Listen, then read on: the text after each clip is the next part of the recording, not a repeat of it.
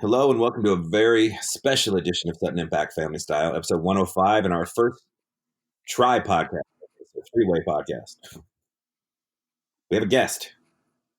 Our guest is Mr. Vic Gregovits, president of the San Antonio Commandos. We're excited, Vic. I watched the game yesterday. Thanks. Yeah, excited to be here, and it was a fun game to watch yesterday from a fan perspective. Disappointing outcome for us, but we had 29,000 people here, and the place was hopping. It really was. It came through on the TV well. So, Vic, talk a little bit about what it was like to start a franchise from scratch. It's been a pretty wild ride, Bill, as you can imagine. We named the team and logos and colors back on September the 25th, and to think that we were up and running playing professional football on February 9th is an incredible feat. But since we announced the team in San Antonio, I mean, the market has been absolutely unbelievable, from the fan base that have jumped on board very quickly, not only with season ticket deposits, but merchandise. You see a lot of red and maroon around the market, community engagement, and the corporate community have embraced us as well. I mean, as you know, San Antonio has longed for a professional football franchise, and to be here and to be part of it has been very exciting. I mean, we've not only partnership standpoint, we've got several of them in place in the last several months, but I'm not sure you and I have talked about it, but we have our own beer. We have Commander's Ale through our partner Alamo Brewing here in grocery stores. So it's pretty exciting. It is really exciting. I mean, it's been fun. The league looks like it's off to a good start. It is. And, I was here fortunate to watch the 4 preseason games that we had here in the Alamo Dome. And one thing that I would tell friends is just wait till you see this. Wait till you see the pace of game. Wait till you see that the rule adjustments with the no kickoff and you have to go for 2, and even, the onside kick where it's 4th and 12. It's very exciting. It's very fast paced, and all of our games have really finished within about 10 minutes of 2.5 hours. So, we call it the sport for the modern day fan, and it certainly is. And needless to say that it's, app based, and we continue to roll out more and more features on the app week by week here. So the one thing that blew me away, Jason and I talked about this on our show last week, was the eye in the sky, and the fact that the replay was as transparent as you could ever imagine. And we watched, we were watching the Orlando feed on opening weekend because that's who we got. And the referee that was in the booth really talked the entire time, explaining what she was looking at and how she went back to look. And she started the rule one way, and she goes, well, wait a minute, look at this one more angle. And then she looked at it and then made the right call. And I think a lot of the people watching were really impressed with that, because the NFL has been such a fiasco in that area and is coming so soon on the heels of the New Orleans bad no call. Yeah, I think on the sky cams to start with, we have 2 sky cams. We have a high cam and a low cam, and the angles and the view that gives you from, right on top of the huddle, if you will, to right on top of the quarterback's hands ready to get the ball is very exciting and gives you a completely different perspective. But I have heard that from a number of fans from the standpoint that listening to and understanding what the referee is looking for as they go into the review is that that's what they want to hear, and that's what they want to understand, why the call was made or why the overturn wasn't made. It was just as transparent as anything I've seen. I was really, really impressed with that the league would allow the fans to hear that debate going back and forth. It was really good. So, and as you mentioned earlier, as far as this time goes, like, it also is way faster than the NFL process of the old man running across the field and sitting under a hood for 5 minutes. So that also was, I found, refreshing as well. So it's just on the pace of the game, Jason. The first game, it was a learning experience for all of us last Saturday, but people getting up and getting to the concessions, which you think is sometimes a minor detail, but they're not those long breaks, and so folks would miss a little bit of the game, and it's just an education. It's a learning curve. No, it was awesome. So, Vic, we're talking about the league being compared to the G League as a developmental league for not only players but also referees, coaches, and other factors. And really, it seems like it really has a niche here because the point has been made by a number of the broadcasters that it's important to be able to for when the NFL needs players, for the players to be NFL ready, which means coached by NFL quality coaches, playing in an NFL type system and using NFL type plays. And so it seems like it has a really good opportunity. Yeah, no, I agree. Obviously, 100%. The one thing that when I first started talking to the Alliance and Charlie Ebersol and his passion for this is talked about with Bill Polian of how the quality of football, it has to be good. And obviously the football side, the experience that Bill has hired. I mean, our general manager here is Daryl Johnston, and Mike Riley is our coach. A ton of NFL and in Mike's case, college experience as well. So anticipating high quality. And then the other thing is, it always amazes me when you look at our roster, and 70% of our players have been in the NFL. Now that could be they could have been in camp, they could have played a preseason game, or like our center played 28 games in the NFL. So the quality is certainly there. If you look at the number of players that play college football, I think it's somewhere in the neighborhood of 70,000, but only 1,700 get to move on. So that next level is very quality players out there. So when you throw out that number, Vic, and you look at your league and the XFL a year from now, is there room for 3 leagues in your opinion? Honestly, Bill, I've been so focused on, getting this team up and running and with a new league and everything, and just, trying to make this as successful as we possibly can. I will tell you from the standpoint of, we believe as awareness continues to grow, this will ramp up and continue to ramp up, which, again, I'm a firm believer people have to see it to really understand it. Well, I mean, so far what I've seen, the passion in San Antonio, I mean, San Antonio is making the case for it being having professional football regardless of the league. I mean, San Antonio is really making a statement, I think. Yeah, the fans are passionate. We've had a huge following since I think we had 750 people here when we announced our name. From fan base standpoint, quickly we had a Facebook following on our fan perspective, but then very quickly after that, several hundred people joined a tailgate club. And like yesterday morning, we played at 3:00, and at 8:00 they were lined up ready to get into the parking lot to be all part of it, which is outstanding. And there were times at the game yesterday from a noise standpoint that were absolutely incredible from an experience. Yeah, I think so. So tell me a little bit about the app, Vic. I've seen the app advertised during the broadcast. So why is that important for the fans? Yeah, from a fan perspective, the app it will continue to get ramped up week by week, but it is very fan interactive. So you can sign up and you can have your own fantasy team. You can literally pick play by play.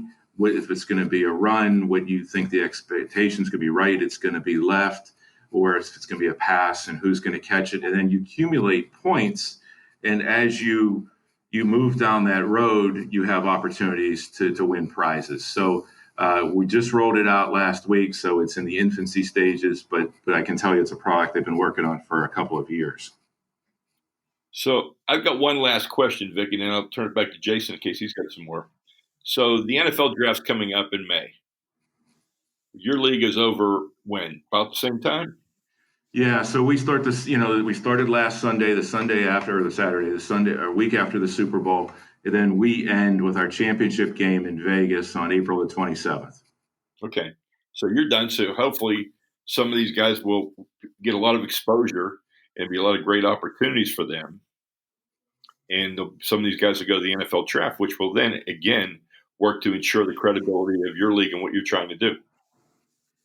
Absolutely, and that is, we're a complement. We're certainly not in competition by any stretch of the imagination, and we look at ourselves as the complement to the NFL. So whether someone like Trent Richardson in Birmingham is trying to, make a comeback, uh, we want to certainly help be a part of that and get them back to the NFL.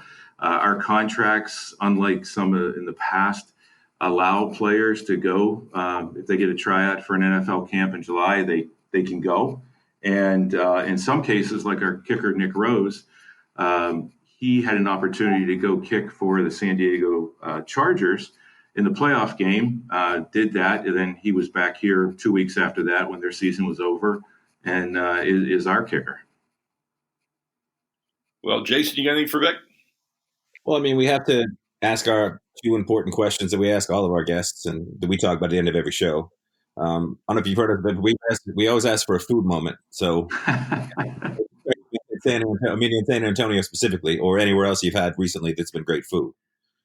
Yeah, I have to tell you, this morning I had breakfast tacos at Tito's on South Alamo here in downtown San Antonio, and that is the way to start off your day. Let me tell you that.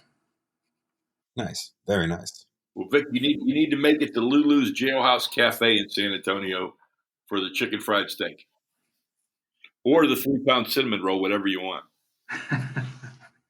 I will have to try that. That's awesome. Well, Vic, and then our other question, go ahead, Jake. the entertainment question. We always have the entertainment question. Is there something outside of football, which obviously is the number one, but is there a book, movie, TV show, or anything you're really into right now that has just captured your attention? Jason, I have to tell you, since I got here in late August, I have been so focused on getting everything ramped up and ready to go 24/7 here. I haven't played golf. I haven't seen a movie or candidly read a book other than trying to learn more for us getting prepared. So sorry, I don't have one on that, but I just bought the book on the USFL that some friends had recommended to me, but I haven't started it yet. I will. Okay. We are obviously, the league is going fantastic, and that's more than enough to keep you occupied. So, well, Vic, you're welcome to stay on with us if you want to. I've got to jump off and get on a call, but I certainly appreciate the time. Ask everybody. I mean, from CBS Sports Net to TNT was on Saturday to NFL Network. Plenty of opportunities to watch the Alliance. It's pretty amazing. But we'll wish you all the best, Vic, and hopefully if you make the playoffs, we'll get down there for a game. Sounds good. Thanks, guys. Thank you. That was great. Thank you. Yes, obviously, that was fantastic. Everyone should be watching that. So I guess I'll jump in since I was at NBA Allstar weekend. I'll jump in and start talking about that. Let's hear it. Well, I sent you the video and I posted on my Twitter account of the jersey that when 5G networking comes in, and I have no idea how it works. I just saw it. No. You're going to be able to buy a jersey of your favorite team, and then you can actually have that same jersey. You can change the number and the name on that jersey. So if you were a Golden State Warriors fan and you were wanting to represent for Durant one night, you could represent for Durant one night, Draymond one night, Curry one night, Boogie Cousins one night, Klay Thompson one night, all with the same jersey, just by changing with your 5G phone. And that technology is supposedly coming within the next couple of years. So imagine that one jersey in your team color. You can't change the color, and you can't change the logo on the front of the jersey, but you can change the back of the jersey. So I saw a demo of that, and I was really impressed. So I don't know what it means for fanatics and people like this. If you only need one jersey to represent the entire team, and you can change it from day to day, game to game, whatever you want to do. But I was blown away by that technology. Yeah, because it makes you wonder, as opposed to me wanting to buy, a new jersey every couple of years, which I wouldn't necessarily have to do with this one, as I could switch from player to player to player. How much would it have to be for it to be worth the NFL to put that, or the NBA to put that jersey out there, so that you're not buying multiple jerseys of the same team? Yeah, and maybe to put a time limit on it, Jace, that you're buying a 3-year license to change the jersey in those 3 years. Right. Maybe that's the way they do it. But again, it's in the NBA now with all these different variations of the jersey, these city jersey editions and special editions and throwbacks and everything else. you can't change it to that. You can only whatever one you pick, you can only change that name and that number. And I'm sure, from a advertising standpoint, maybe when Steph Curry's on the free throw line, instead of it saying Golden State at the top, it can say Amazon.com for a few seconds. You can do a lot of things, but I'm sure you have to stay with the jersey partner, though. Right. Whoever I think their jersey partner is Raku, I think. So that would have to stay. But otherwise, or maybe the next time you sell a jersey, you sell it where the logo is going to change during the course of the year. And so you sell it for smaller amounts to more people. So a lot of variety. Oh, yeah. The other thing I saw was this demonstration, and I wish I had the video to post online, but Commissioner Silver told me that they used actors, and you would know this, Jace. They used actors, so they can't throw that out there without paying the actors for their rights for appearance fees. So I saw it at the event, but one of the things was, we've talked about virtual season tickets in here. And again, this is with the 5G. They showed this demonstration of a person walking in and the phone rings, and it's his cousin in China. And his cousin in China says, "Hey, where are your seats tonight?" And the person tells him, and he goes, "I'm going to join you." And then he logs in some way through a Google Glass kind of a device, and he can have the same view as his cousin, and then they can talk back and forth through the Google Glass. So really, they're actually watching the game together, even though they're thousands of miles away. And I was blown away by that. And then again, the security and everything changed because of the phone, and you weren't stopping to be wanted. You were just walking through unless you were stopped. Yes. So a lot of new technology at the NBA tied in with 5G, and particularly with their partner AT&T. But it looks like a lot of things could change in the next couple of years in terms of technology and the fan experience. I was blown away by it. Definitely. Now, that said, I went to an NBA Saturday night, brought to you by State Farm, and I watched the skills competition, a three-point shootout, and a slam dunk. The skills competition actually was a lot of fun because they randomly selected, they let people select. They gave every player a number, and so you were selecting, and I don't know if it was fixed or not. I don't want to say that, but you ended up having the two Nikolais going after the two 7-footers competing against each other in the same round. And I don't know how random that was. Maybe it was planned. I don't know. But that was real interesting. And it kind of came down to the wire on a couple of these. And Jason Tatum won. And I would not have picked him in the beginning to win. I would have picked Luka Doncic to win. And I was surprised when he didn't. But the skills competition is significantly faster than anybody. Yeah. It's very true. And then the three-point shootout, I've never seen or heard of Joe Hill. Oh, well, yeah, but he plays in obscurity, I suppose, on some level, but, Lives in Brooklyn. That's his name, right? Joe Hill? Joe Harris. Joe Harris. I had never seen him. And he comes out and threw 25 up in the first round. Which is unbelievable, right? It's fantastic, yes. And then he comes back and hangs up at 28. So, he was very much on. Steph Curry, though, amazingly comes back in the finals and hits his first 10 shots. Right. And so that was exciting. So both of those events, to me, were very exciting. Then we get slam dunk, and we're down to four participants. But they drag it out, and they make it long. And, you get I don't know what they say, it's not an official attempt or it's not an attempt, whatever it is. They really lost the live audience. The live audience was not into that event at all. No. And the only time the live audience really got into it was when the kid from Oklahoma City dunked over Shaq, did the Vince Carter with his elbow in the rim, and opened the shirt to give you the Dwight Howard Superman look. That was the only moment during that event that the crowd really was into it. Well, that was junking over Shaq is impressive. It is, because you got to clear him. He's a big guy. Yeah, you're clearing a big guy.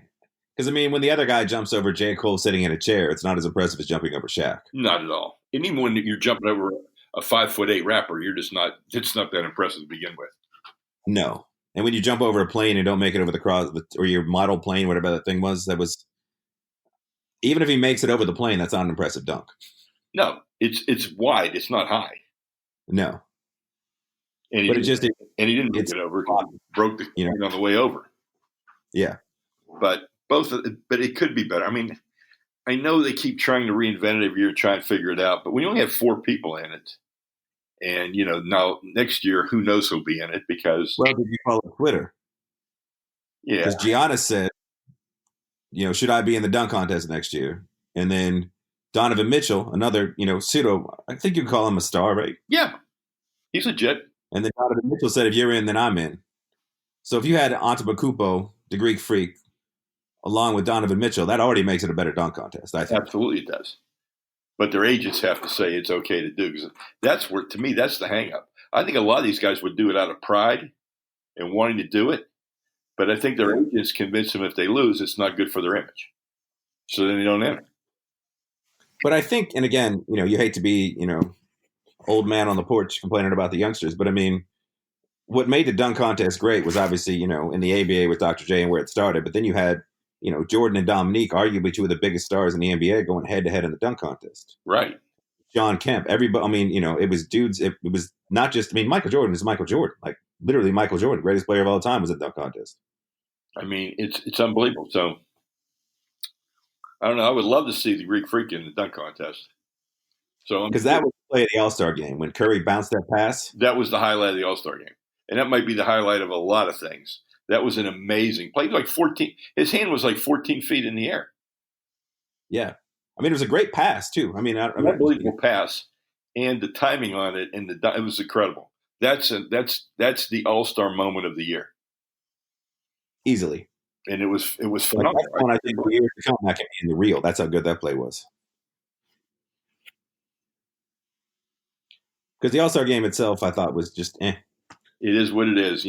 Half the time you're throwing a baseball pass to somebody that's wide open, and somebody's running to get in the picture. But yeah, there's no D, and it's really not competitive, and nobody wants to get hurt.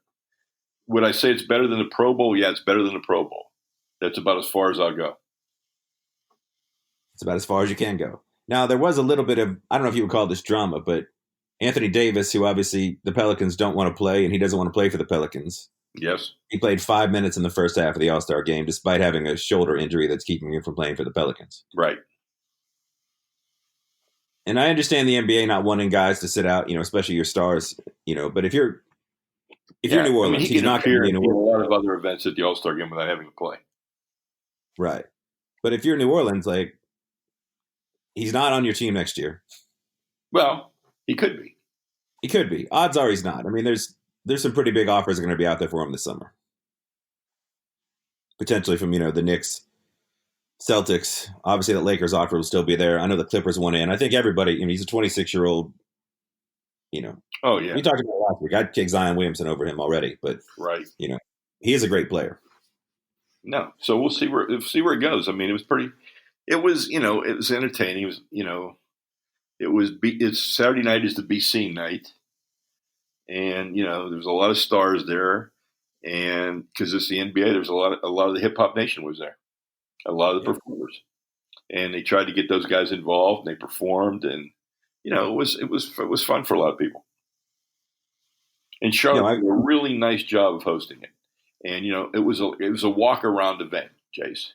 You didn't have to get in a bus to go anywhere. Everything was downtown. They had plenty of hotels downtown.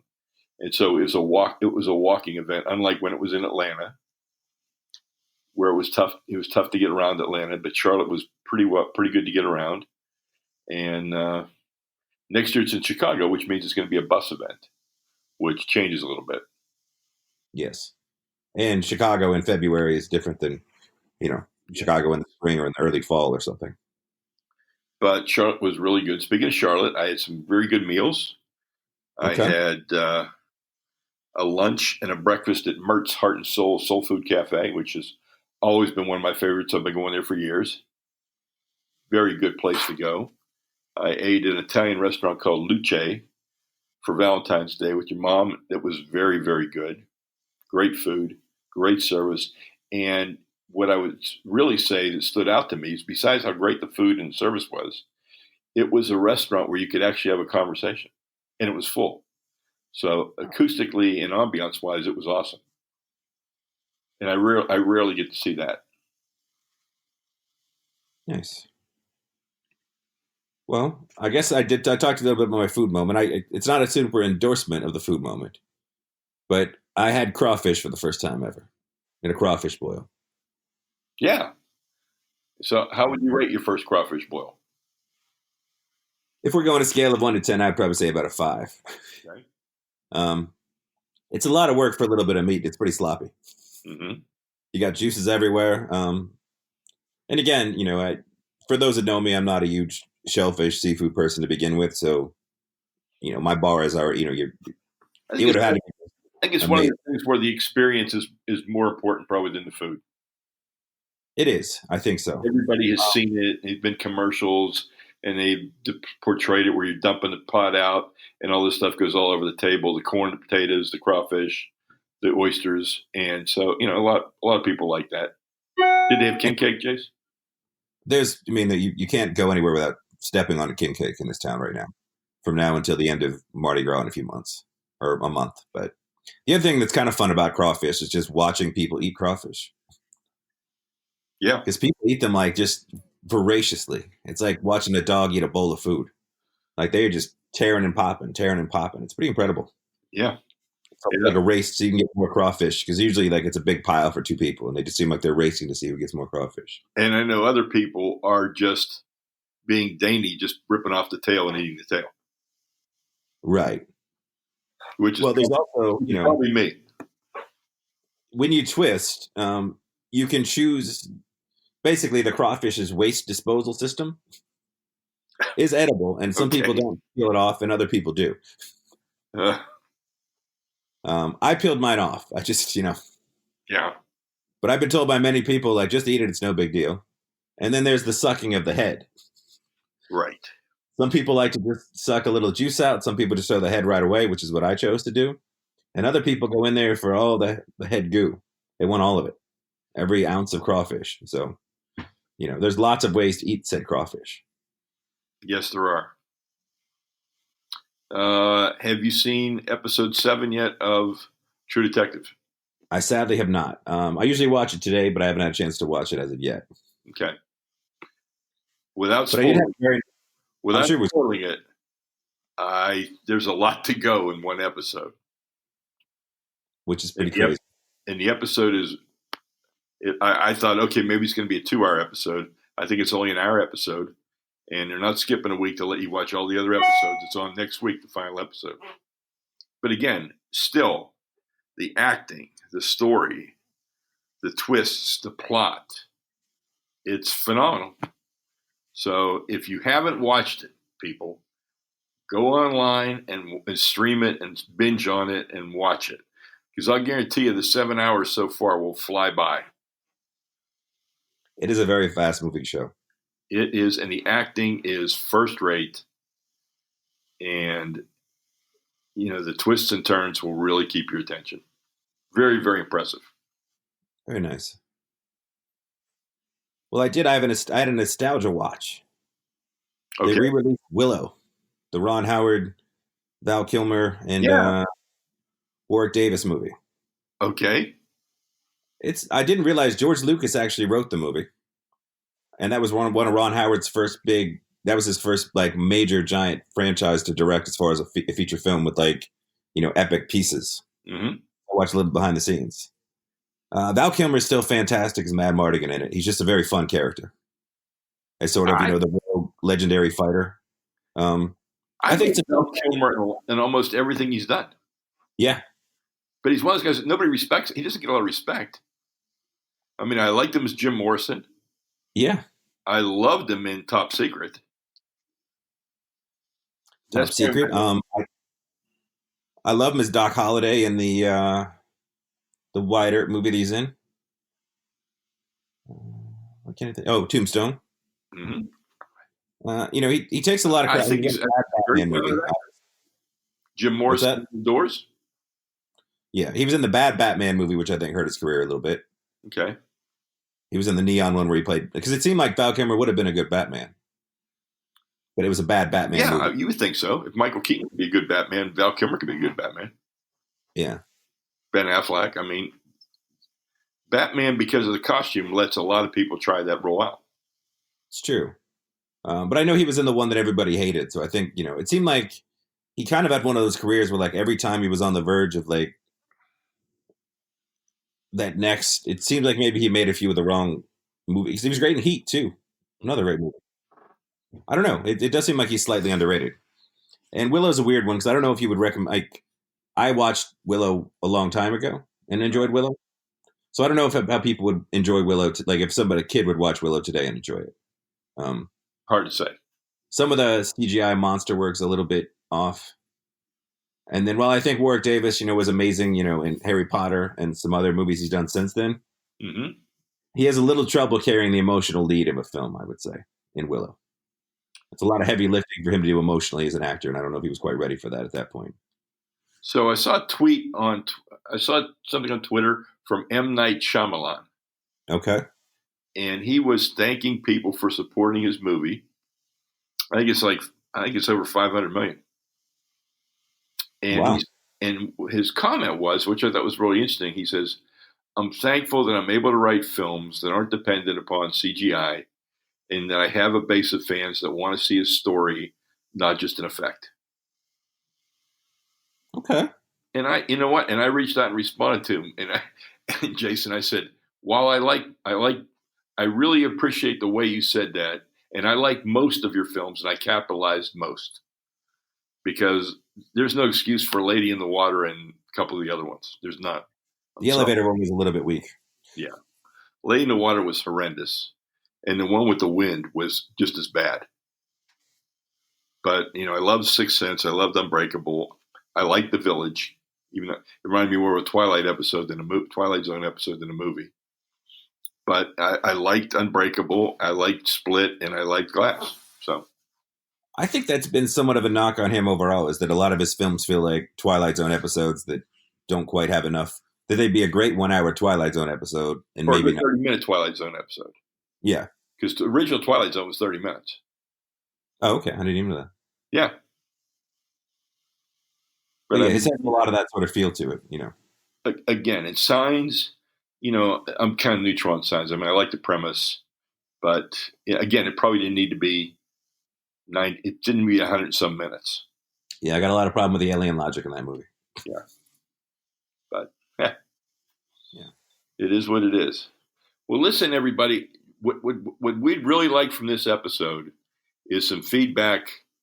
My email is billsutton11251 at me.com. And I would love some feedback about our guest and about the concept of having a guest, because we'd really like to do this and we'd like to keep it up. At the same time, Jason's always the one asking for some Patreon support. Now I'm asking. There's a lot of things we really would like to do with this. We'd really like to blow this up and get it bigger. And we just need some more resources to do it. So if you wouldn't mind going on Patreon for $5 a month or whatever you can afford, we'd love to have your support. And also to our audience, if you have questions you'd like answered or hear our opinions on, we'd love to give them. And I'll also take suggestions for guests. If you at least give me a genre that, say, hey, I'd like to hear from somebody in the NBA, or I'd like to hear from somebody at the Miami Open. And that's my next plan, is to have Jeremy Walls from the Miami Open, which is, if you've been watching ESPN this weekend, you've seen the commercial for what the Miami Open looks like and what it's going to be. It's going to be really a revolutionary tennis tournament. I'm not a big tennis guy, but this looks like a great experience if you're a fan. And feel free to sell yourself as a guest.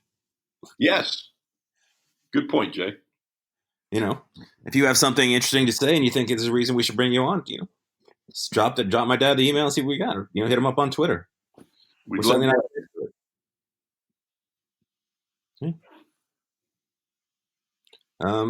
I don't think we have a lot of baseball news this week. Still no big free agent signings in Major League Baseball. Keep hearing the rumor about Bryce Harper going to Philadelphia.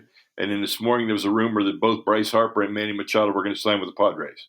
So I don't know what to say. It's It's crazy. been a rumor mill, and it's the middle of February, and we're still not anywhere. And I was going to bring up one more NBA story, but it's supposedly been denied again. And that was that James Dolan was going to sell the Knicks. Now, the story that I had read was that he wasn't going to sell, he was going to sell just the Knicks. He wanted to keep the building himself Mm-hmm. and take the money he made from the Knicks to focus on making the building a better experience for music and concert venues, but get away from the Knicks, which is sort of like his kryptonite. You know, it makes it, no matter what he does, he looks bad doing it. I think Even there'd his be a lot of people. I think if he could actually do that, there'd be a lot of people on both sides of the aisle being very happy with that decision. Now, the other part of the rumor, I mean, he's since denied all these rumors, was that he wanted $4 to $5 billion for just the Knicks, which would, Yeah. it's a lot of money. Considering Steve Ballmer paid what, 1.5 for the Clippers? No, he paid like 2.1, I think. Oh, 2. Okay. And obviously the Knicks are, New York City, legendary franchise, obviously a bigger property, a much more valuable piece than the Clippers, but that's still a lot of money. Yeah. But then the other rumor I read is I've been following the story as a Knicks fan, obviously trying to figure out what it is. And, not that anybody would, but supposedly he does want to do this, but he doesn't want to do it while his father is still alive. So, but I like the idea of him at least selling the Knicks. He can keep the building, whatever. But get that franchise. Because I would like to see what could happen. There's no question, no doubt about it. I'd like to see if he had some extra money, what he would do. Yes. But as I said, I checked on Twitter in the middle of the show. It popped up that James Dolan has said all these rumors are false. Although it's hard to imagine that people at All-Star Game made up all these rumors for no reason. So, yeah. But we'll be back next week. Maybe just us to next week, I think, as of right now.